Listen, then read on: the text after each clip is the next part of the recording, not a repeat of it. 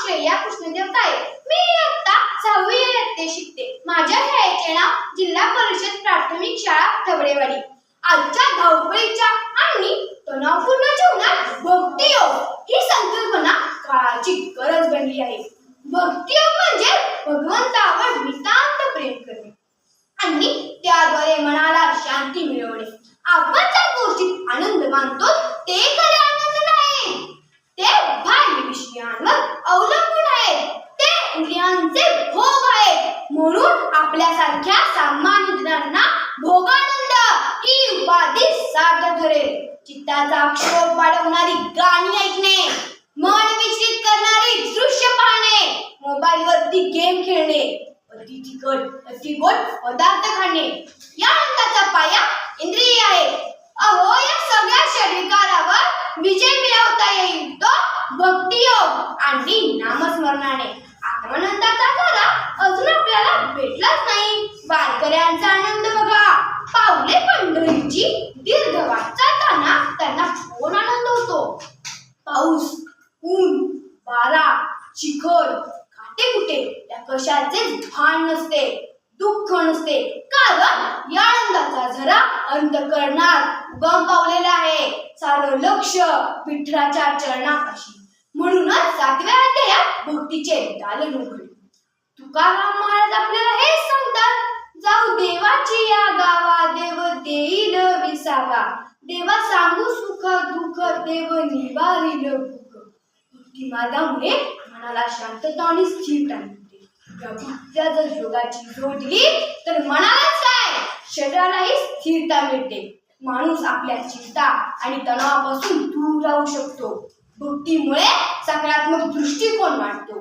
आत्मिक शक्ती वाढल्याने निर्णय क्षमता वाढते. त्या भक्तीला योगाची जोड मिळाल्यामुळे मन स्थिर होऊन एकाग्रता वाढण्यास मदत होते. हल्लीच्या पिढीला या भक्ती आणि योगाची खूप गरज आहे, कारण तरुण पिढीच काय, लहान मुले सुद्धा मोबाईल व इंटरनेटमुळे बिघडू लागली आहेत. आपण सोशल मीडियावर पाहतो काय परिस्थिती चालू आहे. समाज पूर्ण भरकटत चालला आहे. लोक म्हणतात हे कलियुग आहे, पण हे निर्माण केलं कोणी? आपणच ना. मग आपणच हे चित्र बदलू शकतो. त्यासाठी सर्वोत्तम उपाय म्हणजे भक्तियोग. आधुनिक जीवनशैलीमुळे माणूस अनेक समस्यांनी त्रस्त आहे. मानसिक ताण, नैराश्य आणि अस्थिरता यांसारख्या समस्यावर मात करण्यासाठी भक्तियोग एक प्रभावी उपाय आहे. भक्ती मार्गामुळे समाजातील लोकांना एकत्र आणता येते.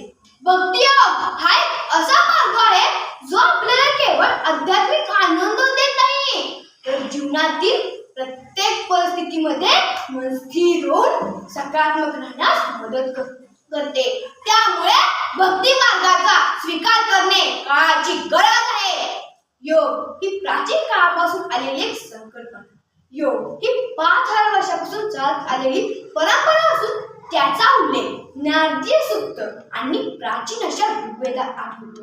योग म्हणजे व्यायाम, परंतु व्यायाम आपण शरीराची तंदुरुस्ती राखण्यासाठीच करतो ना. परंतु योग हा शरीराबरोबरच मन आणि आत्म्याचा देखील संपूर्ण व्यायाम आहे. योग हे केवळ ज्ञान नसून परिपूर्ण विज्ञान आहे. माणूस म्हणजे गरजेच्या आदेशानुसार वागणारा आधुनिक युगातला रोबोट बनला आहे. तुम्हाला ते जुने गाणे आठवते का? विद्यार्थ्यांना नाही तर येथील वडीलधाऱ्यांना तर नक्कीच आठवत असेल. तेरे संसार की हालत क्या हो गई भगवान, कितना बदल गया इंसान, कितना बदल गया इंसान. हे कशामुळे झालं तर माणूस अध्यात्मकापासून, भक्तीपासून, योगापासून दूर गेला. आपल्या भारताच्या महान संस्कृतीला विसरला. पूर्वीच्या ऋषी मुनींच्या आचारात, विचारात, भक्तीमुळे, आयुर्वेदामुळे किती सामर्थ्य होते. आता तुम्ही पाहता की आपल्या देशातील लोक पाश्चात्य संस्कृतीचं अनुकरण करतात. पण कशाचं अनुकरण? अहो, ते युरोपातील लोक भारतीय संस्कृतीतील भक्ती आणि योगाचं अनुकरण करतायत. ते युरोपातील लोक भजन आणि कीर्तनात दंग झाले.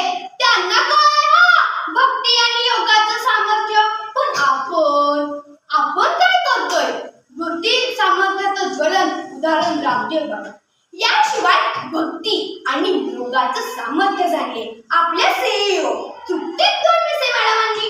म्हणून त्यांनी आपल्या जिल्ह्यात 21 जून आंतरराष्ट्रीय दिन भक्ती योग दिन म्हणून साजरा केला. या क्रमाची दखल घेतली जागतिक गिनीज बुकमध्ये. पण मला असं वाटतंय हा उपक्रम छान आहे, पण हा एका दिवसासाठी न राबवता यामध्ये सातत्य आणण्यासाठी